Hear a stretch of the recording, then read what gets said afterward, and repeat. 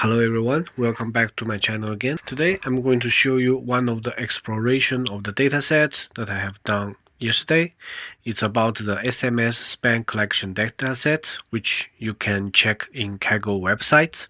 This dataset is about a bunch of labeled SMS message, and it's a good dataset that you can try different algorithm to analyze the spam SMS message. Here you can see the first step is to load the dataset and to check some of the statistical property of the dataset. I want to say it to you first that or the methodology or the check of the different metrics may not be exhaustive. So if you are interested, please use your preferred tool to explore the dataset first. As you can see here, the first thing I want to explore is about its distribution property. So I choose the histogram. But from the histogram, I think I lack some of the information, so I would like to make them together and to see in the later part. As you can see here, when I put them together, it is very obvious that the non-spam, which is called ham message group, is much larger than the spam message group. I do not have the percentage count here. You can try it. But only from here, I think the spam message is a small group and by nature is quite difficult to detect. If we took a look at the density distribution histogram, you can see that basically the non-spam group is very dispersed in a very wide range of the word count, but the spam message are quite concentrated in a relatively small range. Starting from here, I'm going to try different ways to analyze this dataset and to find the best way to classify the spam message from the non-spam message. The first methodology is totally invented by me, which is not based on very rigorous reasoning, but I think the word count would have some meanings for us to categorize these different type of messages. In the process, the key point is to assign several integer values to each word of each message. So give that frequency meaning to the message. So as you can see in the code here, especially this part, actually I'm getting the frequency of the specific word in the specific message and also in the specific group. For example, one word is in the ham message group, and what is the frequency of such word in the ham group. In the end, I'm going to have a so-called 3D data. Is like a vector space that I designed for each single word, which will have 3 dimensions. So I call it 3D data. The 3D data, as you can see in the below part, for each word, I know its position in this specific message. I know the frequency of this word in this message, and I know the frequency of this word in its group. For example, if it's in the span group, it means the frequency in the span group. As you can see here, this is a GPT generated summary of this code. If you're interested, you can pause here and check the sequence of this code. So getting to the next stop, we are here to actually further explore the vector space that I created. So basically the idea here is to standardize, to limit the range, the dispersed range of the vector space so that we can have a more standardized calculation. I used the min-max scalar method to actually contain this vector space. So as you can see, the message 1, the first word go, is in position 0 with a frequency in this message as 1. In total specific group, for example, it's a group as a ham or as spam, the count is 10. So these 3 integers are standardized to these float numbers. As you can see here, there are some descriptions for the code above. If you're interested, you can pause here to check. Then let's go to the next part. So basically now I'm going to cluster the message with the k-means cluster methodology and to check if I can correctly cluster the different groups of spam and non-spam messages. And here, as you can see, first of all, we vectorize the message using the standard 3D data, which you have already seen. And then we actually utilize the similarity matrix based on the cosine similarity methodology to actually find the similarity between different messages. So the basic idea is to assume that the spam messages will be very similar and the non-spam messages will be also similar. So it will be easy to separate these groups. So as you can see in the k-means cluster methodology, I set them as two groups and it will fit into this similarity matrix. Then in the end, I have also created this confusion matrix, which you can see the accuracy value is 87%, as you can see before, because we have a huge percentage of the non-spam group. So basically 87% is more or less, as I assume here, is more or less the general percentage of the non-spam message. Because the confusion matrix already shows some problem, I think until this point, the methodology I am trying to apply to this use case is not suitable. In the confusion matrix, the most important part is about the true positive and the true negative. These two parts are very crucial to actually measure if the classification methodology is accurate or not. And of course, we're going to calculate of the recall, precision, and different metrics to compare. In the later models, we're going to see. The same as the previous parts, I show a diagram here about the cosine similarity calculation part and clustering part.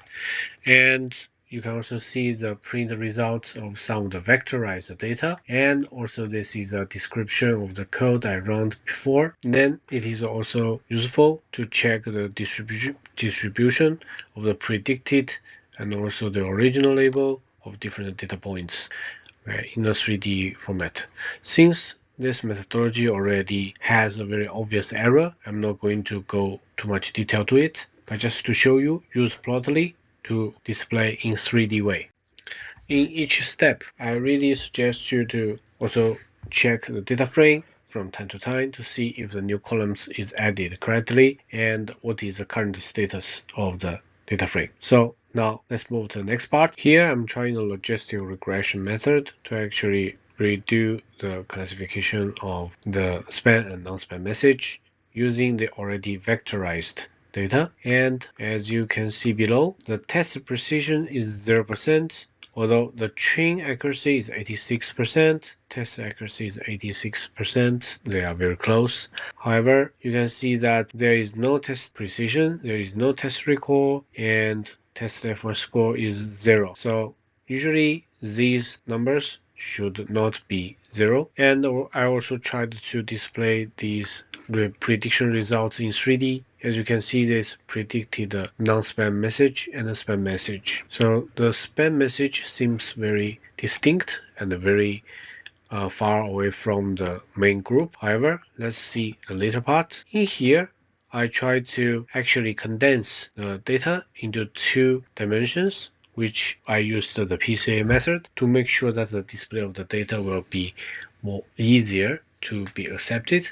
This general idea is from one of the paper about machine learning in recent days, machine learning and also large language model, and it actually used the PCA to reduce the dimension and to show the data and to see if they are separated. The first graph is about the true spam message group. The second part is about the true non-spam message group. As you can see, if we are in the true spam message group, my intuition is to predict the spam to be a spam. But as you can see here, in this group, most of the messages are identified as non-spam, and only one message is determined as spam. In the later part, of course, I wish all of my prediction will show that the messages are not spam. As you can see here, yes, of course, most of the messages are not spam, but the spam messages, we still have several, which means that these messages are incorrectly identified as spam messages. So let's see, until here, the previous self-made embedding model was not working very well. So now we are going to try 2 more tests. Both tests are going to be based on the embedding model already existed, and we are going to try both the logistic and the neural network to predict the correct label of the messages. So basically, First of all, we need to install the dependencies and check the data frame and so on. And then we are going to introduce the sentence transformer as embedding model. I use this paraphrase mini LM L6 V2. This is one of the free sentence transformer that I find via ChatGPT. I think it is much sufficient or sufficient enough for us to explore the current topic. Of course, you can change to a different transformer or embedding model in the future. And basically now we're going to transfer the whole message body to this vector space, which is determined by the embedding model, and we're going to implement a different algorithm. Like this one here is logistic regression, and the later one is neural network to predict the correct label. So I'm going to skip to the result parts. As you can see now, all the metrics are non-zero value, which makes much more sense. And let's go through the graphic way to see if the labels are assigned correctly. For example, now if we are going to check the choose by message, we have all these data points in 2 PCA dimension, and you can see the spam message are these blue dots, and the non-spam message are these red dots. So basically the precision is quite well. As you can see here, the training accuracy and also test accuracy are both 98%, which means that the red dot is only around 2% or 1.6, 1.1% of the spam group. Now let's look at the ham group. So basically the non-spam group, we would expect that most of them are identified as non-spam. And as you can see here, there are only, I think, around 10 different data points are not correctly labeled as non-spam, but they are labeled as spam. So basically the precision of this model is very obvious, it's much better. And as you can see here, when we compare these two models, first of all, I call it a naive model, which the model I just invented or tried, and the improved model is more robust. As you can see here, first of all the metrics are not zero, and the train accuracy, test accuracy are both at a very high level, and for other metrics, I think they're acceptable. Now, I do not further dig into the overfitting or fitting problem, but at this moment, train and test accuracy are quite close. Okay, it might have some overfitting problem because the train accuracy is higher than test accuracy, but it's not our point today. I'm not going to go deeper in it. So below the code description, if you want to check the different step, just pause here and check. So in the next part, I'm going to use the embedding model plus neural network model to predict the correct label. And here I'm using the PyTorch library. The reason I'm using it because our TensorFlow sometimes has different problems. So just to avoid repeating the problem, I choose PyTorch. As you can see, the basic idea are almost the same. We actually separate the train and test data and then implement the different algorithm.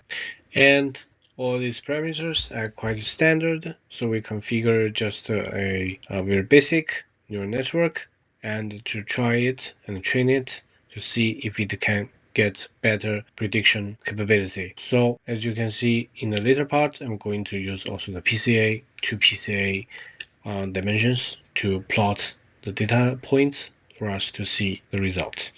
As you can see during the training, in each epoch, actually the loss value actually change every now and then, and sometimes it can be quite large, but in the end, it's always around zero value. As you can see here, most of the values are close to zero.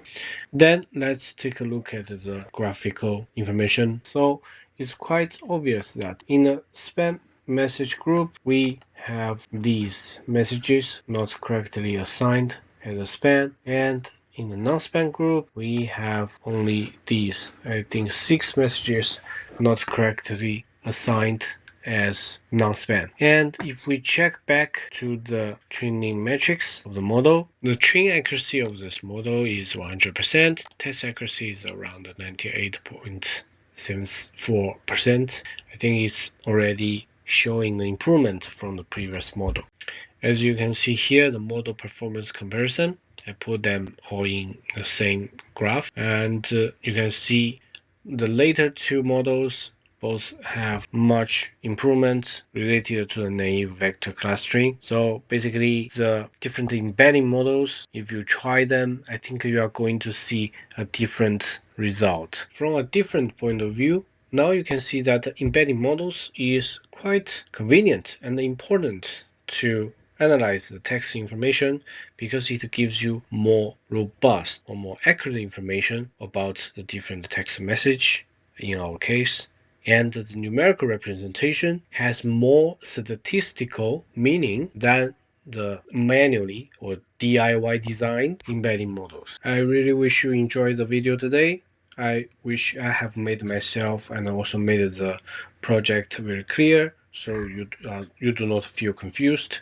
If you have any question, feel free to leave a comment. The video, please do share or like. If you really like the content I create, please subscribe to the channel. So until next time, have a nice day or nice evening, and see you again. Bye bye.